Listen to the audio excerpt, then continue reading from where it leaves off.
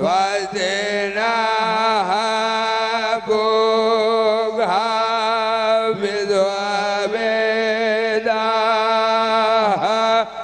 स्वस्ति नस्तार्क्ष्यो अरष्टनेमिः स्वस्ति नो बृहस्पतिर्दधातु मृगदस्वा मारुताः वृष्णिमातराः शोभन्यावानो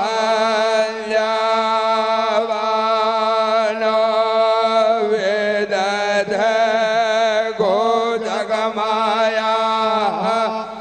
अग्निर्जह्वा मानवाः शोरजयो वेदवेनो देवा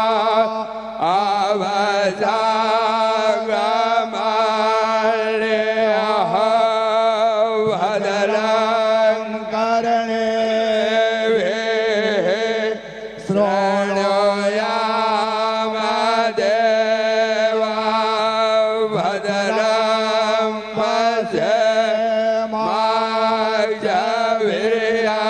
पश्येमाक्षवीर्यजतराः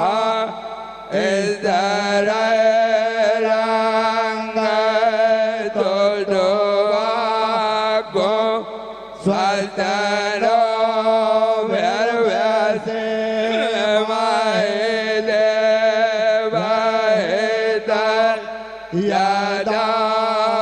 यदायोः सतमेनो धरदो अन्तिदेवा जतरा न जगरा जरसन्दनो नामा बुधराजो यत्र वेदरो भवन्ति मानो मध्यारेर्गता योर्गन्धो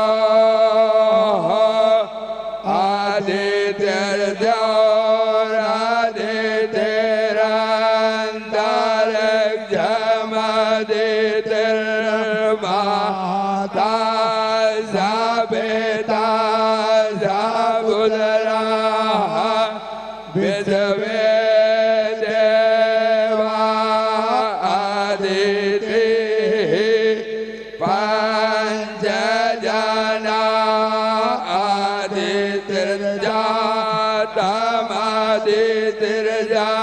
आदितिर्जातमदितिर्जानितवाम्मा द्यौ शान्तिरन्तरे जग्गो शान्तिः पृथिवी शान्तिरापः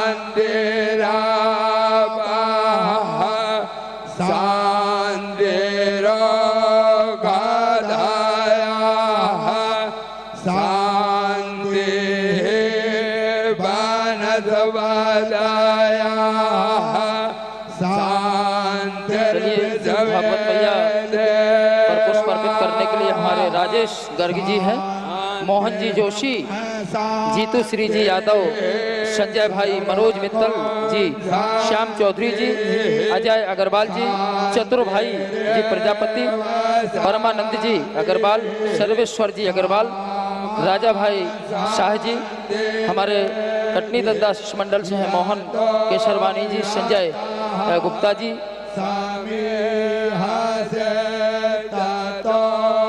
कृपया शीघ्रता कर लें। आलोक वशिष्ठ जी उज्जैन, हमारे संजय सिंह जी इलाहाबाद आवास व्यवस्था के प्रभारी हैं,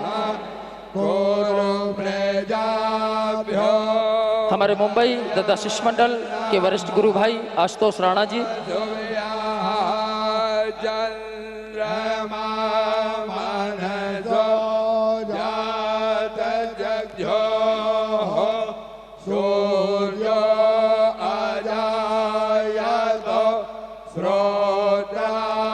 श्रोत्रवायो प्राणस्य मुखादग्निरजायतो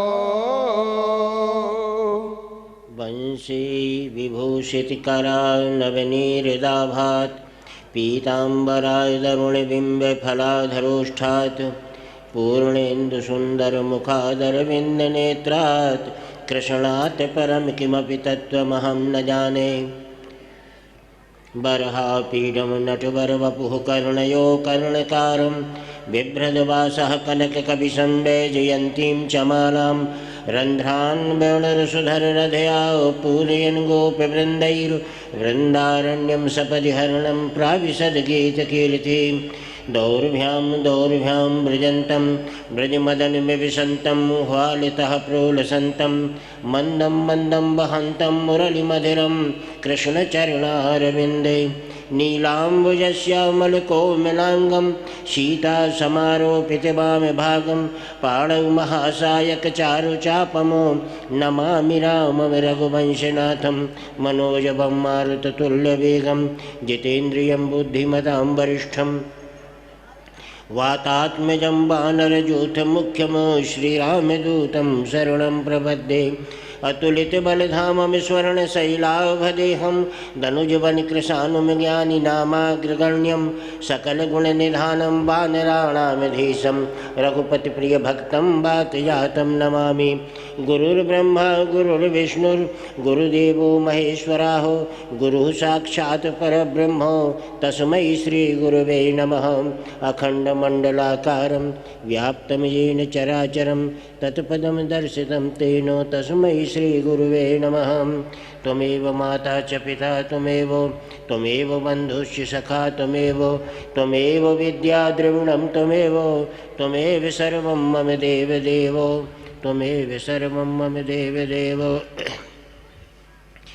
श्रीराम जय राम जय जय राम जय जय विघ्न हरण हनुमान।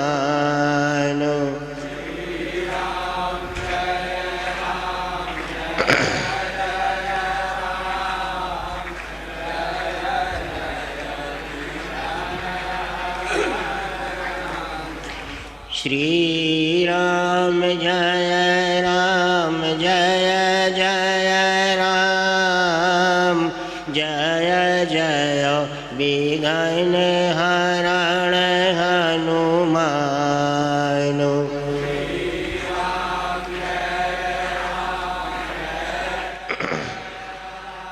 दीनदयाल वीर संभारी हरहुनाथ मम संकट भारी। जय जय विघ्न हरण हनुमान। दीनदयाल वीर संभारी हरहुनाथ मम संकट भारी। जय जय विघ्न हरण हनुमान।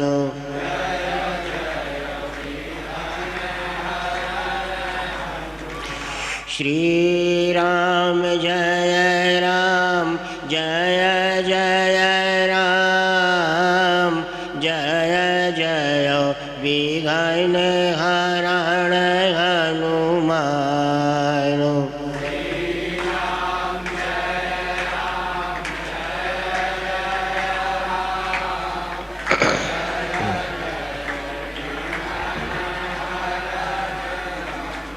जय जय विघ्न हरण हनुमान।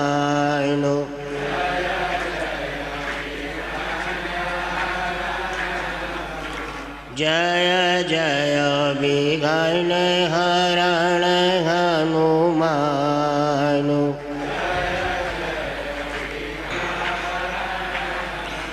श्रीराम जय राम जय जय राम जय जय विघ्न हरण हनुमान।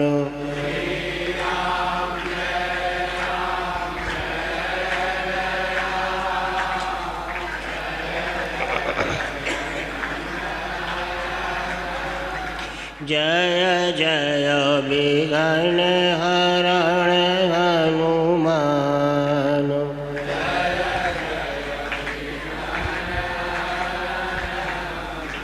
बोलो वृंदावन बिहारी लाल की जय।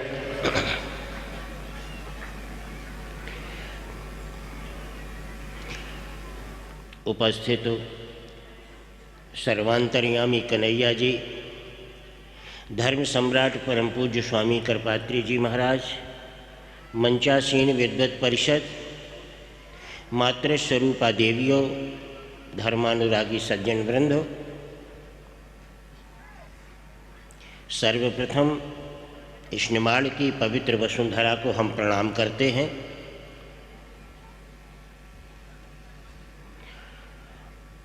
हम और आप ये अच्छी तरह जानते हैं कि प्राकृतिक संविधान के अनुसार जब एक खोखा तैयार किया गया जो निर्जीव था, न चल सकता था, न कह सकता था, न देख सकता था, न सुन सकता था। प्राकृतिक अनुसंधान जहाँ होता है, इसके बाद परमात्मा की कृपा होती है। ये प्रकृति का नियम है। परमात्मा की कृपा हुई, देवताओं की प्रार्थना को प्रभु ने सुना और एक इस निर्जीव पांच भौतिक खोखे पर उन्होंने अपनी 5 कर्मेंद्रियां, 5 ज्ञानेंद्रियों का अनुदान दे दिया। जब परमात्मा ने 5 कर्मेंद्रियां, 5 ज्ञानेंद्रियों का अनुदान दे दिया तो निर्जीव सजीव हो उठा, चलने लगा, बोलने लगा, देखने लगा, सुनने लगा, सब कुछ हुआ। और कवि ने लिखा है कि फिर ये खोखे की संज्ञा, इस खोखे का नाम पड़ा क्षितिजल पावक गगन समीरा और पंचर चितयति अधम शरीरा। ये 5 भौतिक शरीर जिसका नाम पड़ा, यही एक पूर्व में खोखा था जो प्रकृति की देन थी। उसे परमात्मा का डोनेशन प्राप्त हुआ और 5 कर्मेंद्रियां, 5 ज्ञानेंद्रियां जैसे प्राप्त हुई, जैसे एक सजीव होता, चल बैठा और अपने धर्म मार्ग पर, कर्म मार्ग पर, विभिन्न मार्गेण, हमारे सदग्रंथों में कहा है कि विभिन्न मार्गेण जतत्र भूतानाम तत्र मंधेन परमात्मनम।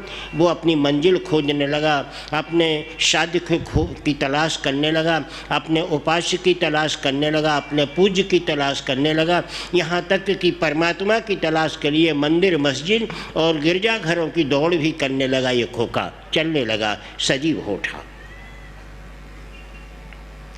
और हमारी अंतरात्मा में एक भावना पैदा हुई और ये हुई कि हमारा जन्म हुआ है, इसलिए कुछ होना चाहिए, कुछ करना चाहिए, कुछ लक्ष्य है। साधु संतों की शरण में गया। साधु संतों ने कहा कि प्रमुद्ध वर्गेण प्रमश्च मुहूर्तानाम तमेवं परिविद्यते।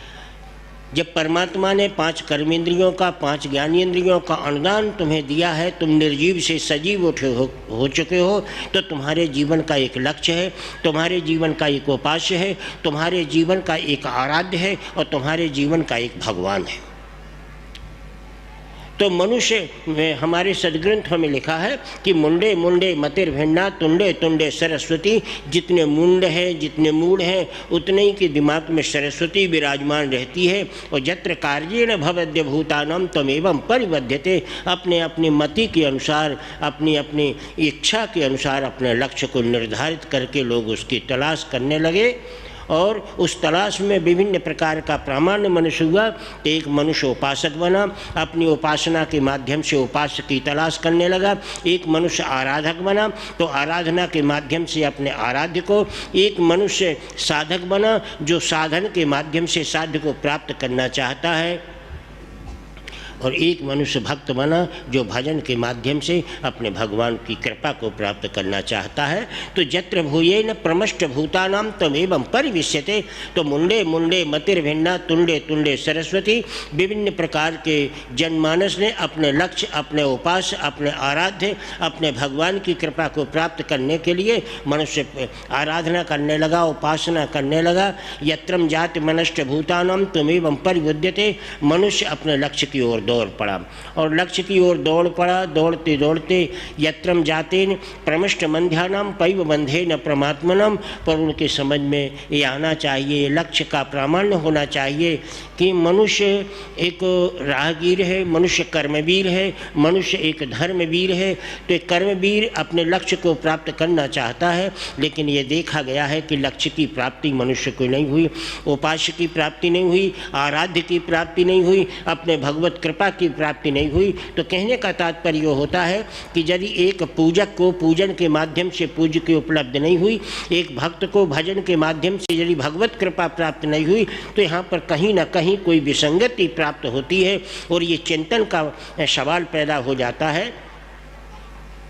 ये चिंतन पैदा होता है कि मनुष्य के जीवन में यत्रम जात प्रभूत मानानाम नैव ब्रंधे न परमात्मनम, कर्म करने के बाद यदि कर्म फल की प्राप्ति नहीं हुई, धर्म करने के बाद यदि धर्म की प्राप्ति नहीं हुई, तो ये चिंतन का विषय है कि या कर्म करने वाले में कमी है, या कर्म में है कमी है, या कर्म फल है ही नहीं है, या धार्मिकता में जो धर्म लोग करते हैं तो क्या उस धर्म करने वाले में कमी है, या धर्म में कमी है, या धर्म फल है ही नहीं है। ये मनुष्य के जीवन का एक चिंतन पैदा हो जाता है। क्योंकि यदि आप ये कहते हैं कि मैं यत्रम जात प्रभूत मानानाम सत्र मंधे न प्रमात्मनम, यदि कोई ये कहता है कि लक्ष्यम प्राप्त हो तीन संशया, हमें लक्ष्य की प्राप्ति हो गई, यदि लक्ष्य की प्राप्ति हो गई है तो फिर यात्रा कैसी, लक्ष्य की प्राप्ति हो गई है तो फिर आपका भजन कैसा, लक्ष्य की यदि प्राप्ति हो गई है तो आपकी उपासना कैसी, यदि लक्ष्य की प्राप्ति हो गई है तो फिर आपका साधन कैसा। और विभिन्न प्रकार के जब आप भजन में लगे हुए हैं, आप धर्म और कर्म कर रहे हैं, विभिन्न प्रकार की प्रामाण्य योजनाओं को लाभान्वित करने के लिए आप दौड़ लगा रहे हैं, इसका तात्पर्य होता है कि आपके जीवन में आपके लक्ष्य की प्राप्ति नहीं हुई, उपासक को उपास्य नहीं मिला, आराधक को आराध्य नहीं मिला और भक्त को भगवान की कृपा प्राप्त नहीं हुई। जत्रम भूतेन प्रमष्ट मंध्यानाम त्वमेवं परिबध्यते, कहीं ना कहीं कोई विसंगति मनुष्य के जीवन में है कि मनुष्य कर्म करते हुए कर्म फल न प्राप्त करे, धर्म करते हुए धर्म फल प्राप्त न कर सके। तो इस विसंगति पर चिंतन करना परमावश्यक है। सम्राट कर्मयोगी परीक्षित का जो जीवन है इसी व्यवस्था से ओतप्रोत है। सम्राट कर्मयोगी परीक्षित का जीवन इसी व्यवस्था से ओतप्रोत है। तत्राण तत्र भूतव्यम त्वमेवं परिमिष्यते। महाराज नारद जी को अपने मन में एक स्मरण आया और स्मरण ये आया कि यत्र भूते न प्रमाण भूतव्यम त्वमेवं परिबध्यते। स्वर्गारोहण करते समय धर्मराज युधिष्ठिर ने मुझे कुछ कहा था, उसका परिपालन करना मेरा कर्तव्य है। तो जब नारद जी को ये स्मरण आया तो नारद जी सम्राट कर्मयोगी परीक्षित की ओर चल दिए। सम्राट परीक्षित की ओर जाने के बाद जब वहाँ पर सभा पर पहुँचे, अनुचरों ने खबर दी, बोले महाराज नारद जी पहुँचे हैं। नारम ज्ञानम ददाती थी नारद, सारे विश्व का ज्ञान देने वाला नारद आज सम्राट कर्मयोगी परीक्षित के राज दरबार में पहुँचा। जत्रेण जत्र भूतव्यम त्वमेवं परिमस्थितम। यदि आपसे विरक्त आदमी यदि आपके दरबार में पहुँचे तो उसे आप अपना सौभाग्य मानेंगे। ये श्रीमद् भागवत का कथन है। आपकी बराबरी का व्यक्ति यदि आपके पास में पहुँचे तो आपका सामान्य व्यवहार होना चाहिए, और यदि आपसे कोई विशिष्ट व्यक्ति आपके दरबार पर पहुँचा है तो आपको चिंतन करना चाहिए कि भगवत कृपा सानुभूतानाम क्वापि क्वापि न विद्यते। कहीं न कहीं भगवान की कृपा हमारे जीवन में है। यदि रागी के घर में बैरागी पहुँच जाए और भोगी के घर में योगी पहुँच जाए और आसक्त के घर में अनासक्त व्यक्ति पहुंच जाए तो समझ लेना चाहिए कि भोगी का और निश्चित कहीं ना कहीं उनका भाग्योदय है, कहीं ना कहीं कोई उनका छलकता हुआ भाग्य और ऊपर के भाग में आ रहा है। कृपा है भगवान की। अगर ये आप नहीं समझ पाए तो तत्रेण तत्र भूतव्यम दुर्भाग्यम सत्र विद्यते, तो आपके जीवन का दुर्भाग्य है। निश्चित समझिए कि भगवत कृपा आपके जीवन में नहीं आ पाई। सम्राट कर्मयोगी परीक्षित जैसे योगी, सम्राट कर्मयोगी परीक्षित जी के दरबार में नारद जी जैसे योगी का पहुंचना एक सौभाग्य की बात है।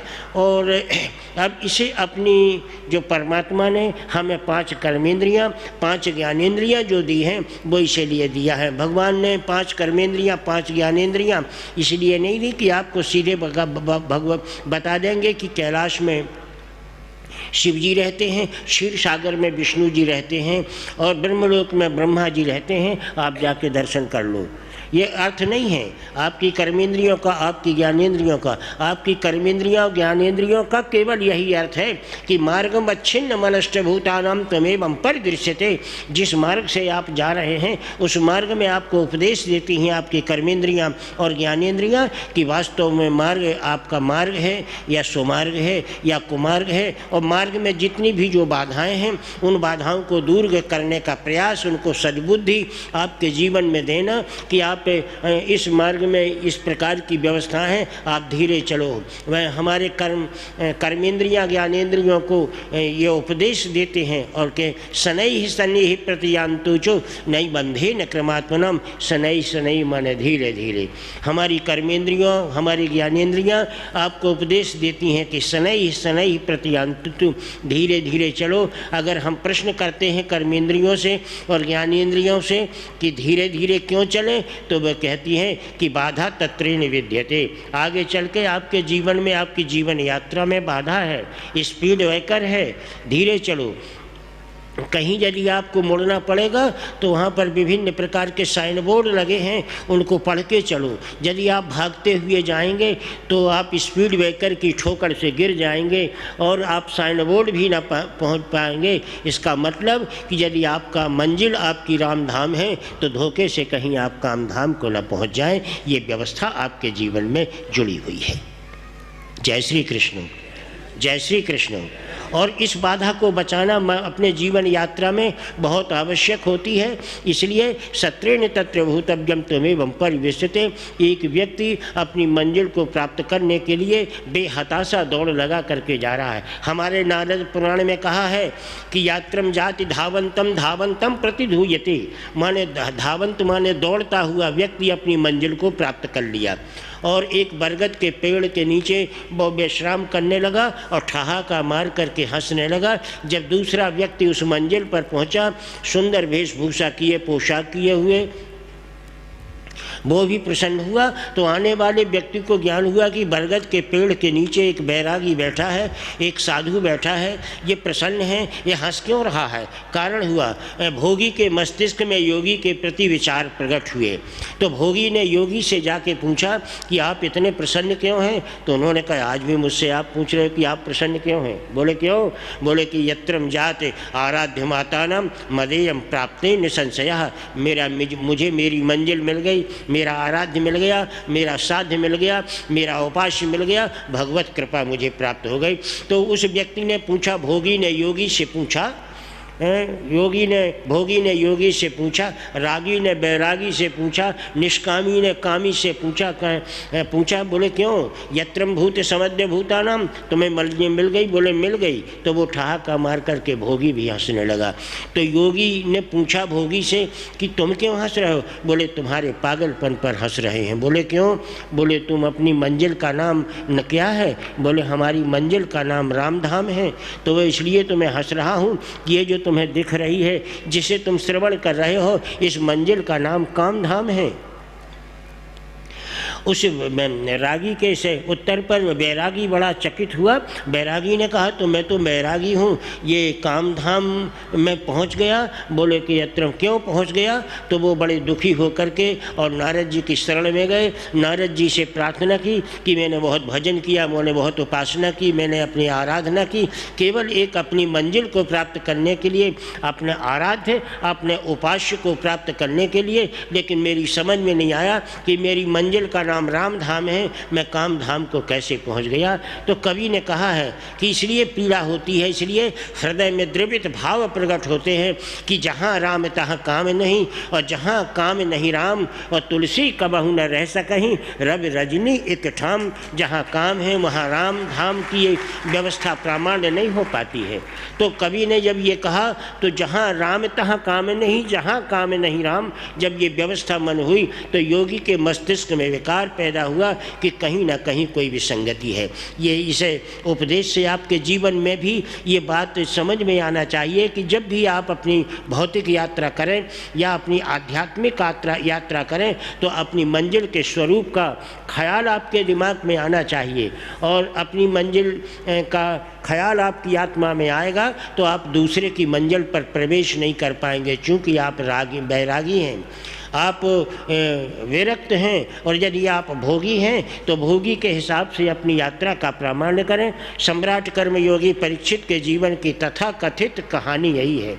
उन्होंने अपने जीवन का सादृश्य सामीप्य का प्रामाण्य करते हुए मन में विचार किया। कारण क्या है? तो हमारे सनत सनंदन सनत कुमार ने श्रीमद् भागवत की कथा को सुनाते हुए कहा है कि यत्रम शनैः शनैः प्रत्यान्तु तु दुर्भाग्यम सत्रमिधीयते। मनुष्य के जीवन में सबसे बड़ा दुर्भाग्य है कि जीवन यात्रा प्रारंभ हो गई, यदि वो अपनी मंजिल को प्राप्त नहीं कर सका, अपने लक्ष्य को प्राप्त नहीं कर सका, उसका केवल अर्थ है कि दो बिंदु हैं। एक तो धावंतम सत्रमनहयातम, आप बहुत दौड़ करके आपने अपनी यात्रा को प्रारंभ की, आप दौड़ जा रहे हैं, भागते जा रहे हैं, हमें अपनी मंजिल चाहिए, लेकिन शनैः शनैः प्रतियान्तु च धावन्तम नैव विद्यते। शास्त्रों का कथन है कि अपनी मंजिल को प्राप्त करने के लिए, चाहे आपकी वो भौतिक यात्रा हो, ऐश्वर्य धन संपत्ति को प्राप्त करने के लिए, चाहे आपकी आध्यात्मिक यात्रा हो, भक्ति की भगवान की कृपा को प्राप्त करने के लिए,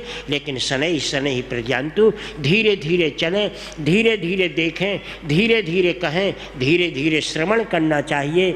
और यदि ये व्यवस्था आपकी तीव्र गति में आ जाती है कि धावंतम प्रतियान्तु च, यदि आप दौड़ धूप करते हैं तो निश्चित है कि आपके जीवन यात्रा में बहुत तेज चलने के लिए आपको ख्याल करना चाहिए अपनी जीवन यात्रा में कि इतने स्पीड ब्रेकर हैं आपकी जीवन यात्रा में, भौतिक जगत में और आध्यात्मिक जगत में। आपकी पोशाक भी बदलवा देंगे, आपको तमाम आपके अंतरंग और बहिरंग को बदलवा देंगे। बदलते बदलते इतने बदल जाएंगे कि आप खुद अपने को आप नहीं पहचान पाएंगे। आपकी यात्रा में इतने बड़े आरोड़े, इतनी बड़ी व्यवस्थाएं आपके जीवन में हैं, तो इन व्यवस्थाओं से आपको बचना है। यदि आप धीरे धीरे चलेंगे, धीरे धीरे अपनी जीवन यात्रा को अपनी मंजिल तक प्राप्त करेंगे, तो तत्र न तत्र भूतव्यम नई बंधे न परमात्मनम, आप अपनी मंजिल को प्राप्त कर सकते हैं। पर याद रखना, आपकी मंजिल, जब आपकी जीवन यात्रा प्रारंभ हो और आपके घर में कुछ विशिष्टता आ जाए, उसका सम्मान करना आपका कर्तव्य है। यदि भोगी के घर में योगी आ जाए, रोगी के घर में डॉक्टर आ जाए और रागी के घर में बैरागी आ जाए, तो निश्चित है कि उठ कर के आप उनका सम्मान करें। अगर रोगी डॉक्टर का सम्मान नहीं करेगा, भोगी यदि योगी का सम्मान नहीं करेगा, समझ गए, और रागी यदि बैरागी का सम्मान नहीं करेगा, तो आपका राग, आपका भोग, आपकी व्यवस्थाएं सब गड़बड़ हो जाएंगी और आप जहाँ के तहाँ पड़े रहेंगे। आप अपने लक्ष्य को, अपने उपास्य को, अपने आराध्य को प्राप्त नहीं कर पाएंगे। इसलिए श्रीमद् भागवत में बताया है कि तत्र न तत्र भूतव्यम त्वमेवं परिमस्तुताम। सम्राट कर्मयोगी परीक्षित जी के दरबार में नारद जी पहुँच गए। अनुचरों ने सुनाया कि नारद जी आए हैं। उन्होंने कहा, नारद जी कैसे आए हैं? बोले कि महाराज आप उन्हीं से पूछ लीजिए। नारद जी जब सम्राट कर्मयोगी परीक्षित के दरबार में पहुँचे, बड़े दुर्भाग्य की बात है कि नारद जी को सम्मान नहीं मिला, माने अपमान करने की भी व्यवस्था नहीं थी, तो सम्मान भी नहीं मिला। जब नहीं मिला तो नारद जी ने अपने मन में विचार किया कि शैवम चाति मनष्टभूतानां वैषम्यम परिदिध्यते। यह हमारी प्राचीन जो परंपरा है, योगी और भोगी की, रोगी और डॉक्टर की, रागी और बैरागी की, ये परंपरा आज सम्राट कर्मयोगी परीक्षित के दरबार में कैसे टूटी? ये कैसे परंपरा का हनन हो गया? कुछ समझ में नहीं आया। नारद जी को इस बात की पीड़ा नहीं थी कि हमारा सम्मान नहीं हुआ। नारद जी को इस बात की बिल्कुल पीड़ा नहीं थी कि हमारा सम्मान नहीं हुआ। अरे सम्मान के लिए योगी क्यों दुखी होगा? डॉक्टर क्यों दुखी होगा? रागी क्यों दुखी होगा? उनको दुख होने की तो स्थिति इसलिए नहीं है कि साधुओं की जो मिठास है, बैरागियों की जो मिठास है, वो अपमान ही तो है। जैसे भोगी को सम्मान प्यारा लगता है, उसी तरह योगी को अपमान प्यारा लगता है। एक दूसरे की चीज़, एक दूसरे का स्वाद एक दूसरे को अच्छा नहीं लगता है। आपने अपने भौतिक जीवन में भी देख लिया होगा ना, अपने भौतिक जीवन में भी आपने देख लिया होगा कि तत्रेण तत्र भूतव्यम त्वमेवं परिभाषिताम। घर में 3-4 प्रकार के बर्तनों में भोजन बनता है। पड़ोसी ने कहा कि सब्जी 2-3 किस्म की क्यों बनी? कहने लगे जानते हो कि आपके भाई साहब को रसीली सब्जी अच्छी नहीं लगती, सूखी बनाई है। बोले ये तीसरी सब्जी कैसे बन गई, ये दूसरी? बोले कि बड़ी मुसीबत की बात है, हमें रसीली अच्छी नहीं लगती। बोले ये तीसरी क्या है? बोले आपके भतीजे हैं ना कि उनको न रसीली अच्छी लगती न सूखी अच्छी लगती, थोड़ा सा लिटपिटी अच्छी लगती है, इसलिए 3 प्रकार की व्यवस्थाएं बनाई गई हैं। ये आपके भौतिक जीवन में भी, सांसारिक जीवन में भी इस प्रकार की विसंगति है कि तत्रेण तत्र भूतव्यम त्वमेवं परिमिश्यते। ये विभिन्न प्रकार की व्यवस्थाएं आपके जीवन में उत्प्रोत हैं। तो तात्पर्य यह है कि एक दूसरे का स्वाद एक दूसरे को मैच नहीं करता है। इसलिए भोगी का स्वाद सम्मान है और योगियों का स्वाद अपमान है। कभी भोगी को अपमान कर दो तो समझ लो कि 1.5-2 साल को आपकी बुराई और आपका बैर बन जाएगा। प्रश्न ये होगा कि पड़ोसी से भैया मोह बुलारा कब से नहीं है? कहने लगे यार कुछ नहीं, उस दिन गए और अगर हमारा सम्मान ना करते तो जीवन भर ना करते, लेकिन सम्मान करते आए, लेकिन उस दिन इतना अपमान हमारा किया उनके परिवार वालों ने कि फिर सहन नहीं हुआ। इसलिए 1.5-2 साल से मोह बुलारा बंद है, सब कुछ बंद हो गया, इसलिए कि सम्मान नहीं किया। तो भोगियों को सम्मान प्यारा होता है और योगियों को अपमान प्यारा होता है। तो जिस प्रकार अपमान तुम्हें अच्छा नहीं लगता, इसलिए योगियों को सम्मान अच्छा नहीं लगता। तो नारद जी को इस बात का कोई फर्क नहीं पड़ा कि सम्राट कर्मयोगी परीक्षित के दरबार में मैं आया और ये खड़े नहीं हुए। हाँ, तो क्यों खड़े होंगे?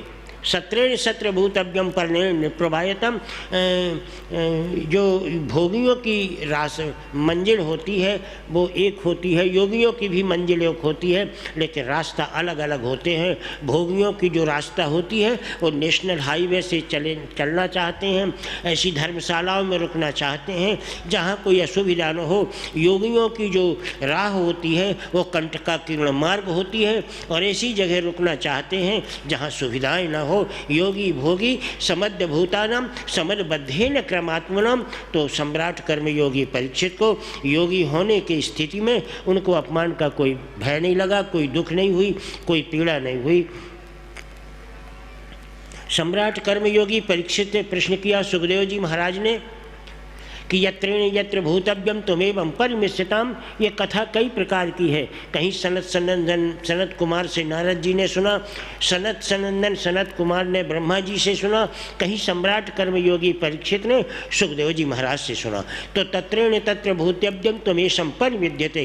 परिणाम ये हुआ कि सम्राट कर्मयोगी परीक्षित ने नारद जी से पूछा कि आपका आना कैसे हुआ है? बोले कि धर्मज्ञम सत्र मनुष्य भूतानाम त्वमेवं परिमिश्यते। एक वचन प्रतिबद्धित है, संकल्पित। और वो वचन क्या है कि हम अपने संकल्प के पूर्ण हैं। जब तक हमारा संकल्प पूरा नहीं हो जाएगा हम अपने जीवन से अनश्रुत रहेंगे। इसलिए भोगी और योगी में केवल इतना है कि आपकी जो यात्रा है संकल्प रहित है और योगियों की जो यात्रा है संकल्प युक्त है। उनके जीवन यात्रा में संकल्प होता है और संकल्प को सदा याद रखते हैं। और भोगी लोग जो हम और आप लोग हैं जीवन यात्रा करते हैं लेकिन संकल्प हमारा घर में रुक जाता है, संकल्प को हम भूल जाते हैं। और जब तक जीवन में संकल्प नहीं होगा आपका कर्म आपका धर्म कभी सफल नहीं हो पाएगा। इसलिए कोई भी, चाहे भौतिक जीवन यात्रा हो चाहे आपकी आध्यात्मिक जीवन यात्रा हो, भौतिक यात्रा से हमारा तात्पर्य जो है कि आप अपने रिश्तेदारी में जा रहे हैं, अपने व्यापार को जा रहे हैं, अपने विभिन्न प्रकार की बिजनेसों पे आप अपनी जीवन यात्रा करते हैं, उसमें भी आपके जीवन में आपकी भावना में आपके भाव में संकल्प होना चाहिए। और यदि आप भौतिक आध्यात्मिक यात्रा कर रहे हैं, वृंदावन जा रहे हैं, काशी जा रहे हैं और रामेश्वर जा रहे हैं, यदि ये आपकी जीवन यात्रा हो रही है तो उसमें भी आपके जीवन में जीवन यात्रा में आपकी आपके शरीर में, आपके जीवन में कहीं ना कहीं संकल्प की गांठ होना चाहिए। किसी एक अपने जीवन में, कर्मेंद्रियों में, ज्ञानेंद्रियों में बांध के रखो संकल्प को। संकल्पम यत्र मनश्च भूतानाम सैव बंधे न परमात्मनम। आपकी जीवन यात्रा जब पूर्ण होगी जब आपके जीवन में संकल्प होगा। और संकल्प पैदा कब होता है? ऑटोमेटिक नहीं आता। जब कहीं कोई अप्रत्याशित घटना आपके जीवन में आती है, जिसे अपन कहते हैं एक्सीडेंटल इवेंट। एक्सीडेंटल इवेंट का मतलब होता है कि जिसकी आपने कभी कल्पना नहीं होगी वो घटना आपके जीवन में घट गई।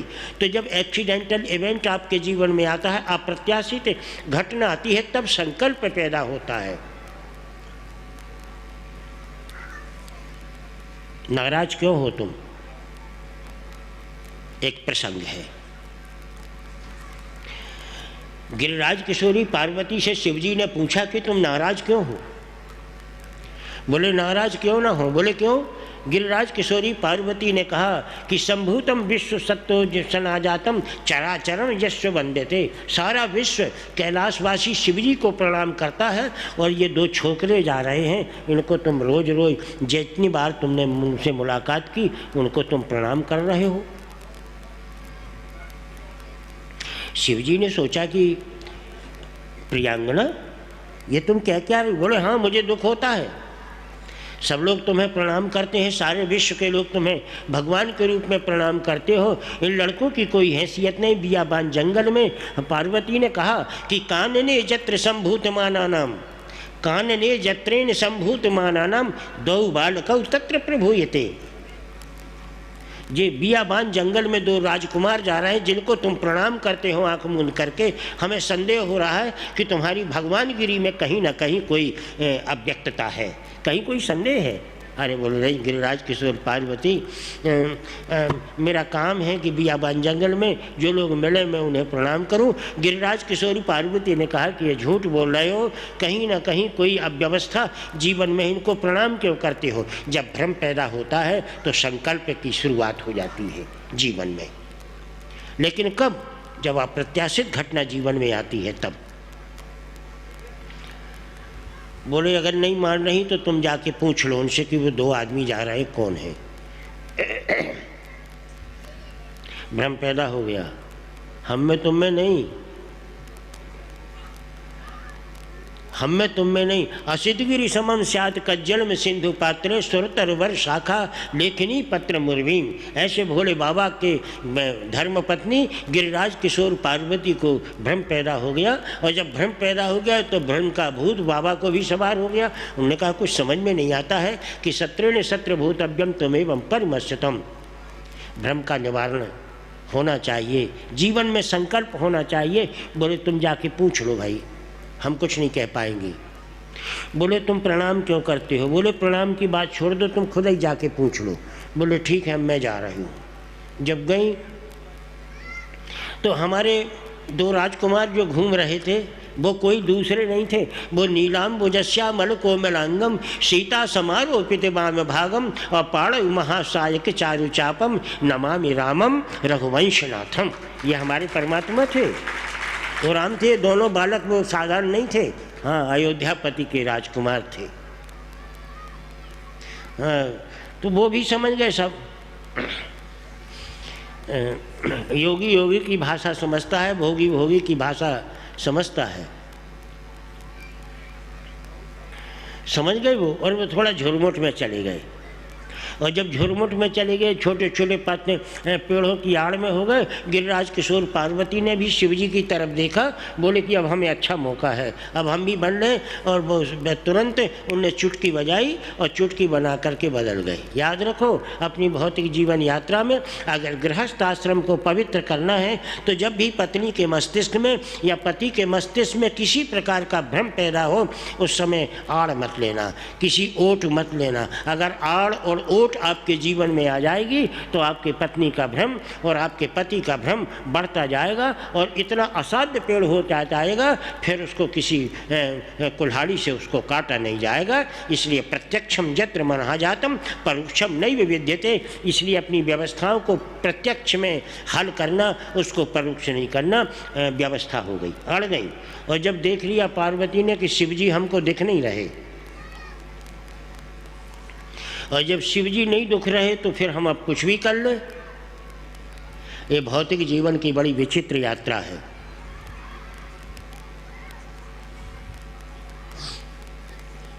जब तक भोग न लग जाए भोजन नहीं करना।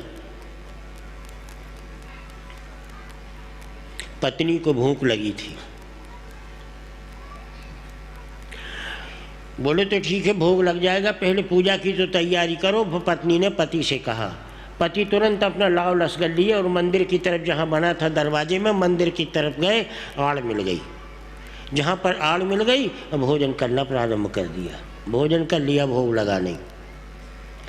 जब भोग भगवान के पत्नी आए, बोले कि बस सब तैयारी है। पति ने कहा क्यों, सब ठीक ठाक है? बोले बस ठीक है, भूख बहुत ज़्यादा लगी है, भोग जल्दी लगाओ, भोजन जल्दी करना है। असत्य बोलने की व्यवस्था अपने गृहस्थ आश्रम पे आ गई।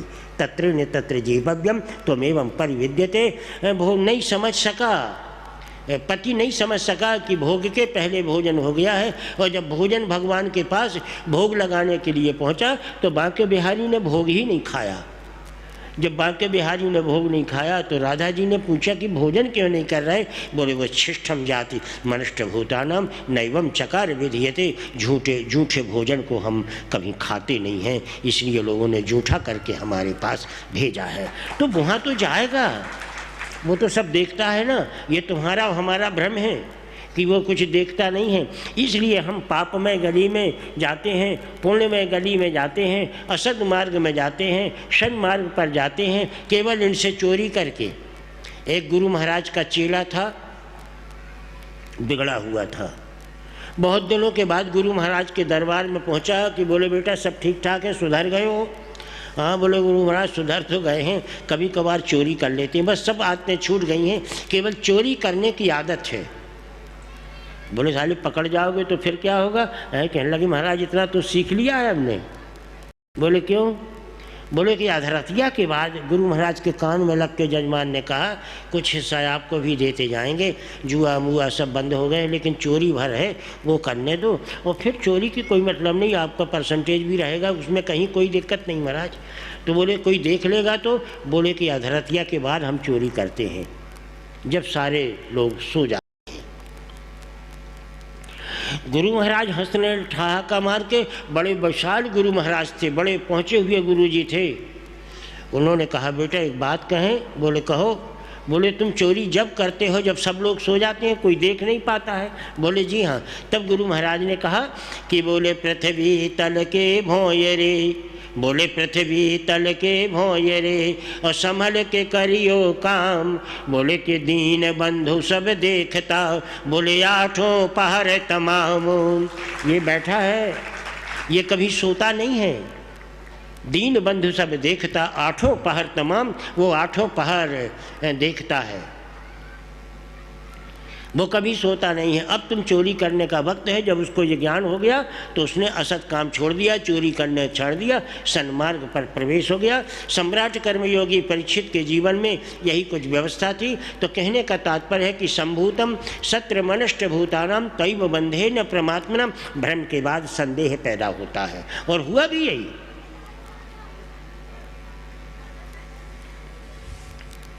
पार्वती बदल गई, सीता जी बन गई, आड़ मिल गई न पर्दा मिल गया। यह गृहस्थ जीवन का सबसे बड़ा अभिशाप है। भोजन कर लिया, झूठा भोजन भगवान के पास पहुंचा दिया, और पतिदेव बाहर गए थे मंदिर में। दुष्कर्मम सत्र मनष्ट भूतानाम तैव बंधे न परमात्मनाम। पार्वती बन गई। लेकिन याद रखना, जिनकी आड़ में, जिनकी चोरी से तुमने ये स्वरूप बदला है, ये भ्रम पैदा किया है, लेकिन जिसके सामने तुम जाओगी वो तो तुम्हारा पर्दा खोल ही देगा। सत्रम सत्र मनष्ट बंध्यानाम त्वमेवं परिमस्यताम। बस सीता जी बन कर के जैसे ही राजकुमारों के सामने पहुंची, वैसे ही दोनों राजकुमारों ने चरणों में प्रणाम किया। बोले कि माँ, तुम्हारे चरणों में राम लक्ष्मण का प्रणाम है। यत्रम सात प्रदत्त भूतानाम एकांगी जत्र प्रभुयते। इस बियाबान जंगल में माँ तुम अकेली कहाँ घूम रही हो? भोले बाबा कहाँ गए? गिरिराज किशोरी पार्वती के मस्तिष्क में पीड़ा पैदा हुई कि मैं तो न अकेले में मैंने रूप बदला है, न राम इन राजकुमारों ने देखा और न मेरे पति भोले बाबा ने देखा है, और केवल खेल मैंने अकेले में किया है। गिरिराज किशोर पार्वती से मैंने सीता की रूप धारण कर लिया और ये सब जान गए। गृहस्थ जीवन में जब तक ये पर्दा रहेगा तब तक दुष्कर्म होते रहेंगे, सामान्य प्रक्रियाओं का प्रामाण्य होता रहेगा और आपका जीवन दुखी होता रहेगा। परिवार का विद्रोह, समाज में विषमता और राष्ट्रीय असामान्यता का दुर्मुख्य द्वंद्व आपके जीवन में आता रहेगा। तो तत्र न तत्र भूतव्यम सम। एक अपराध तो हो गया, लौट करके आ गई, चुटकी बजाई, फिर पार्वती बन गई, और जब लौट करके आई भ्रम से संदेह पैदा होता है और वहाँ पर संकल्प पैदा होता है। आपके जीवन में संकल्प का उद्भूत होना चाहिए। परिणाम ये निकला, आ गई, पूछ लिया ना मैं प्रणाम किसे करता हूँ, कैसे करता हूँ, पूछ लिया तुमने? उन्होंने कहा कि न महाराज, हमने कुछ नहीं पूछा। बोले कुछ जांच पर रख लिया ना कि मैं प्रणाम कैसे करता हूँ? बाबा ने कहा माँ पार्वती से। उन्होंने कहा कछु न परीक्षा लीन गोसाई।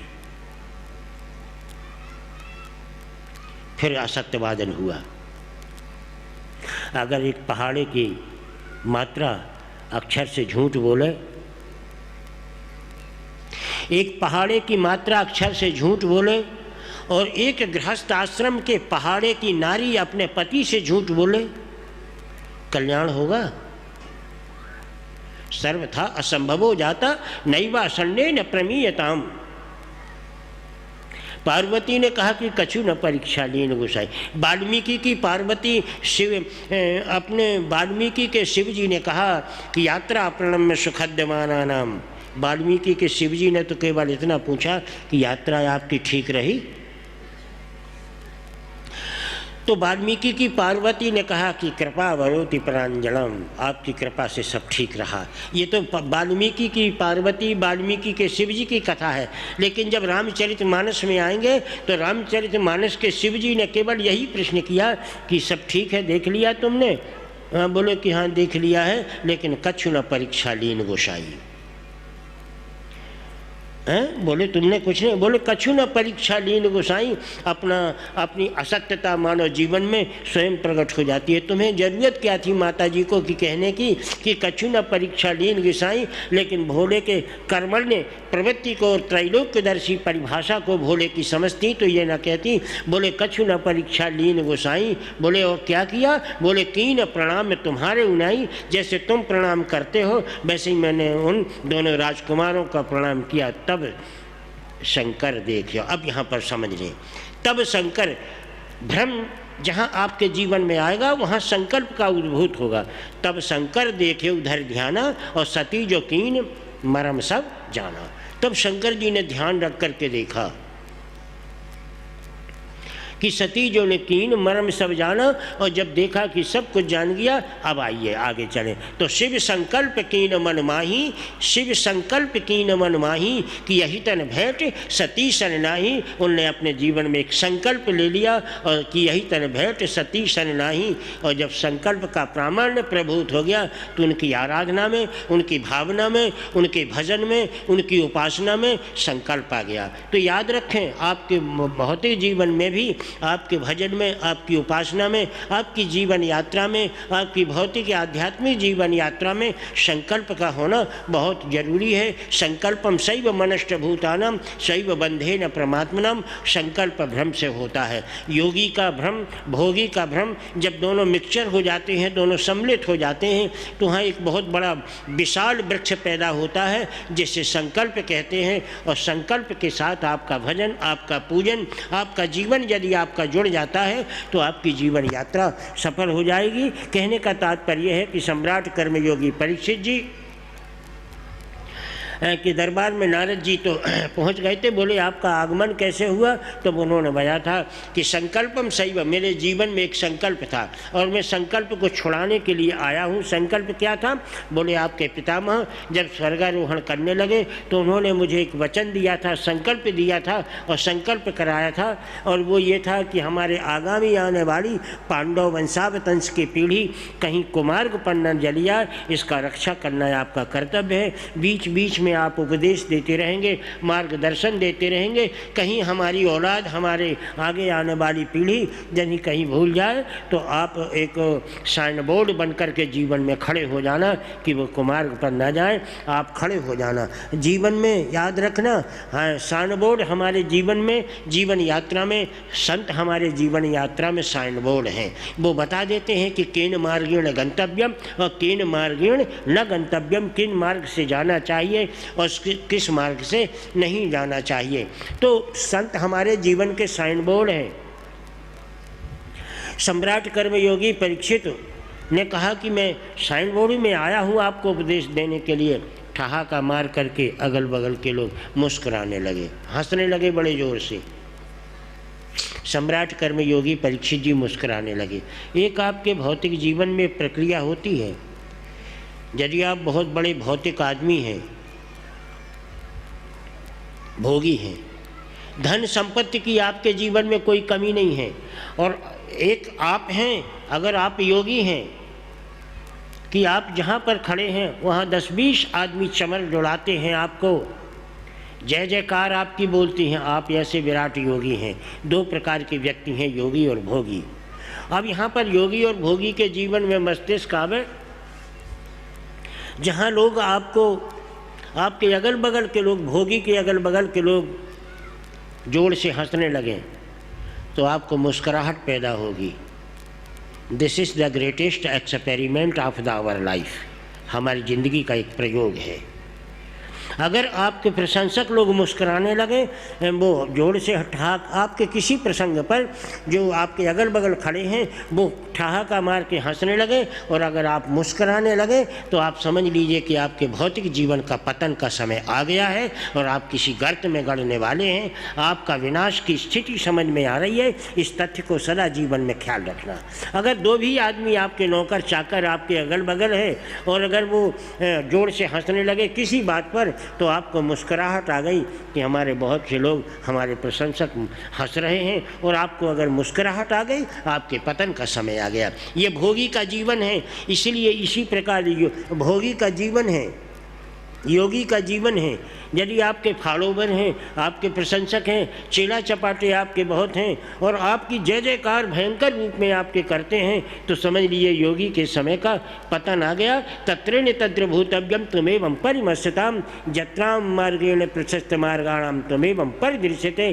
तो उस अवस्था में अपने जीवन में संकल्प का होना बहुत जरूरी है, जो हमारे जीवन को इसको मार्ग से बचा सकता है। जय श्री कृष्ण, जय श्री कृष्ण। यदि आप इस व्यवस्था को अपने जीवन में प्रामाण्य रखेंगे तो द्वैरम्यम यत्र मनश्च भूतानाम तैव बंधेन प्रमातनम। सम्राट कर्मयोगी परीक्षित जी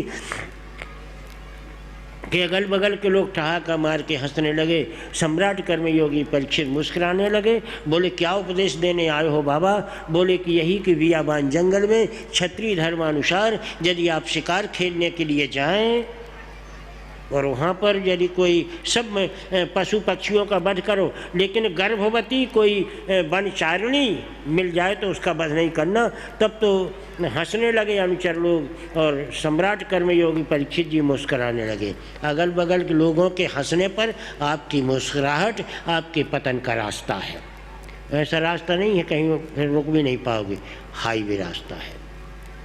आपकी इतनी गति तीव्र हो जाएगी, इतने ज़ोर से आप चलने लगेंगे, बिना पानी की, बिना प्यास का पानी मांगने लगेंगे, बिना पसीना का आप माथे में पोंछने लगेंगे, आपकी अदाएँ बढ़ जाएंगी, क्योंकि फॉलोवर है ना आपके अगल बगल में विनाश के कारण, चाहे वो भोगी हो और चाहे वो योगी हो। और हुआ भी यही। सम्राट कर्मयोगी परीक्षित ने कहा कि महाराज हम धनुष में बाण चढ़ाएंगे, फिर हम वनचारियों से पूछेंगे कि तुम गर्भवती हो कि नहीं हो। ये सब पूछ नहीं, जब तक तो वो भाग जाएंगे, हम शिकार ही कर पाएंगे। बोले महाराज बियाबान जंगल में आप तपस्या करो, और बियाबान जंगल में तपस्या करो, भगवान की आराधना करो, भगवान को प्राप्त करो। आपके उपदेश को हमने सुन लिया। सत्रम जाति समस्त भूतानाम संत बंधे न परमात्मनाम।